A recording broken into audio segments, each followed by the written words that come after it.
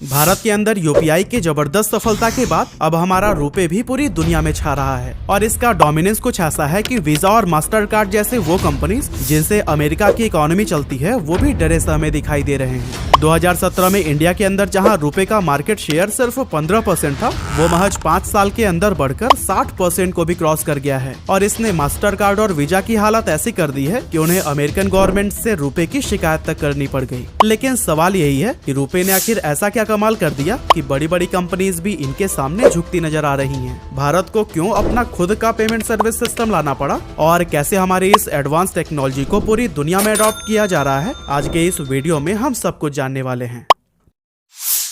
तो दोस्तों, रुपे बेसिकली भारत का एक पेमेंट सर्विस सिस्टम है जो कि बायर और सेलर्स के बीच लिंक एस्टेब्लिश करके ट्रांजैक्शंस को वेरीफाई करता है और सेम यही सर्विस अमेरिकन कंपनीज वीजा और मास्टर कार्ड भी प्रोवाइड करते हैं। अब आपने भी अपने डेबिट या क्रेडिट कार्ड के ऊपर इनका लोगो तो जरूर देखा होगा। इसका मतलब यह है कि उस कार्ड से किए गए ट्रांजैक्शंस को इन्हीं कंपनीज के थ्रू गुजरना पड़ता है। तो दोस्तों, इस पूरे कहानी में सबसे बढ़िया मोड़ तब आता है जब 2018 में master card United state trade representative को ये शिकायत लिखता है कि पीएम नरेंद्र मोदी रुपे कार्ड को राष्ट्रवाद के साथ जोड़कर प्रमोट कर रहे हैं और एक देश के पीएम का इस तरह किसी सिस्टम को प्रमोट करना हमारे लिए खतरा बन सकता है। और कुछ ऐसे ही मास्टर कार्ड के अलावा वीजा ने भी अमेरिकन गवर्नमेंट के पास जाकर कंप्लेन की थी। पर अब सवाल यह है कि मार्केट के इतने बड़े जायंट्स को अपने एग्जिस्टेंस का खतरा आखिर क्यों सताने लगा है। तो दोस्तों, बात यह है कि पूरी दुनिया की तरह भारत के मार्केट पर भी इन कंपनीज का ही बोलबाला हुआ करता था और 4-5 साल पहले तक ये सर्विस चार्ज के नाम पर हमें खूब लूटा करते थे।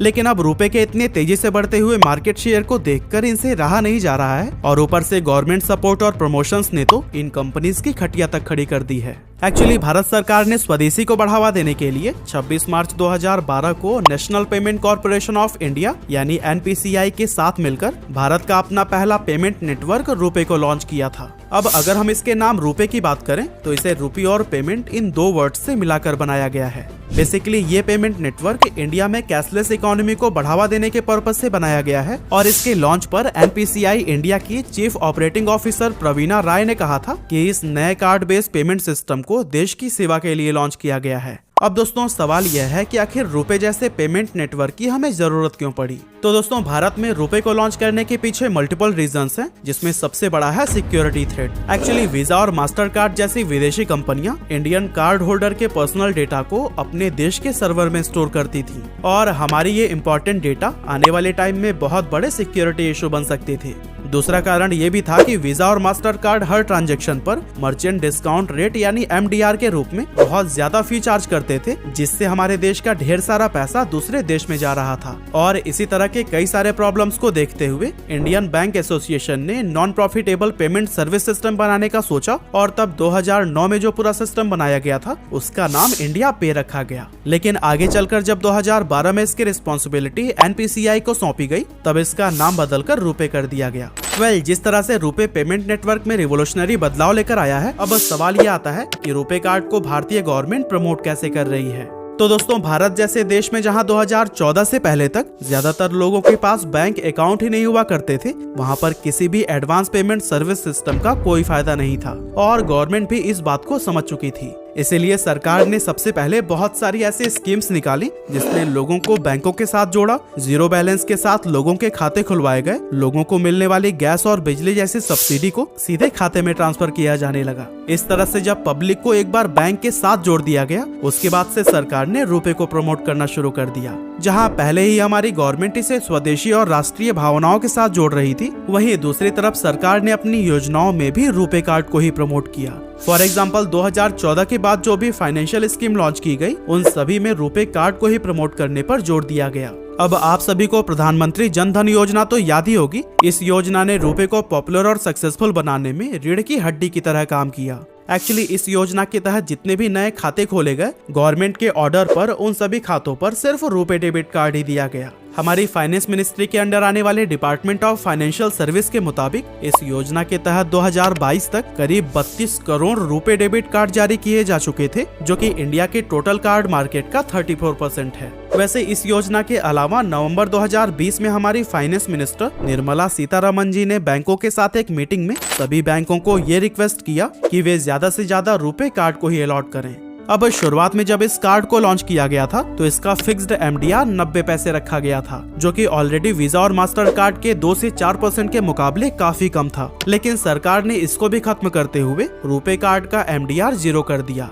MDR मतलब मर्चेंट डिस्काउंट रेट, जो कि डेबिट और क्रेडिट कार्ड ट्रांजैक्शंस के ऊपर दुकानदार से चार्ज किया जाता है। और दोस्तों, इस तरह से MDR चार्जेस को खत्म करना भी रुपे के सफलता में अहम भूमिका निभा गया, क्योंकि इससे छोटे बिजनेस ओनर्स को काफी ज्यादा फायदा हुआ और इसका इस्तेमाल देश में काफी तेजी से बढ़ गया। इसके अलावा 2018 में GST काउंसिल ने रुपे कार्ड से पेमेंट करने के लिए लोगों को कैशबैक जैसे ऑफर्स दिए, जिसके तहत हर खरीदारी पर टोटल GST में से 20% तक कैशबैक भी दिया जाने लगा। और दोस्तों, सरकार की इन्हीं कोशिशों से ये मुमकिन हो पाया है कि भारत का अपना खुद का पेमेंट सिस्टम आज टोटल कार्ड मार्केट के 60% का हिस्सेदार है। अब ऐसे में जाहिर सी बात है कि वीजा और मास्टर कार्ड को भारत में अपने भविष्य और वजूद की चिंता तो होगी ही। और वैसे भी भारत कोई छोटी मोटी मार्केट थोड़ी है जिसे खोने पर उन्हें कोई फर्क ना पड़े। यही रीजन है कि वीजा और मास्टर कार्ड इंडियन गवर्नमेंट के रुपे कार्ड को प्रमोट करने और सपोर्ट करने की शिकायत लेकर अपनी अमेरिकन गवर्नमेंट के पास गए थे। लेकिन उनके शिकायत से कुछ होने वाला थोड़ी है, क्योंकि 2019-20 की तुलना में 21-22 के बीच रुपे कार्ड के थ्रू ई-कॉमर्स प्लेटफॉर्म पर होने वाले ट्रांजैक्शंस में 58.2% की ग्रोथ हुई है। इसके अलावा POS ट्रांजैक्शंस की अगर बात करें तो 2019-20 के दौरान इस कार्ड से 9,557 करोड़ रुपए के ट्रांजैक्शंस हुए थे, जबकि 2021-22 के बीच ये अमाउंट बढ़कर 12,393 करोड़ रुपए हो गया है। और इन नंबर से ये साफ जाहिर होता है कि वीजा और मास्टर कार्ड चाहे जितना भी रोते रहें, रुपए अपना मार्केट साइज बहुत तेजी से ग्रो कर रहा है। लेकिन अब सवाल आता है कि भारतीय रुपए पूरी दुनिया में अपनी पकड़ कैसे बना रहा है। असल में दोस्तों, इंडिया में रुपए की सफलता के बाद सरकार ने इसे दूसरे देशों में ले जाने पर भी बहुत काम किया है। साल 2018 में जब अपनी सिंगापुर विजिट के दौरान PM मोदी ने वहां SBI रुपे कार्ड का यूज करके एक पेंटिंग खरीदा, तभी लोगों को ये पता चल गया कि रुपए सिर्फ भारत तक सीमित नहीं रहने वाला, क्योंकि इसके कुछ समय बाद ही हमारी फाइनेंस मिनिस्टर ने ये कंफर्म किया कि सिंगापुर और UAE हमारे रुपे पेमेंट मैकेनिज्म को अपना चुके हैं। फिलहाल हमारी इंडियन गवर्नमेंट दुनिया भर के 30 से भी ज्यादा देशों के साथ ये डिस्कस कर रही है कि वहाँ पर रुपए को सिर्फ एक्सेप्ट ही न किया जाए, बल्कि एक वायबल पेमेंट ऑप्शन बना दिया जाए,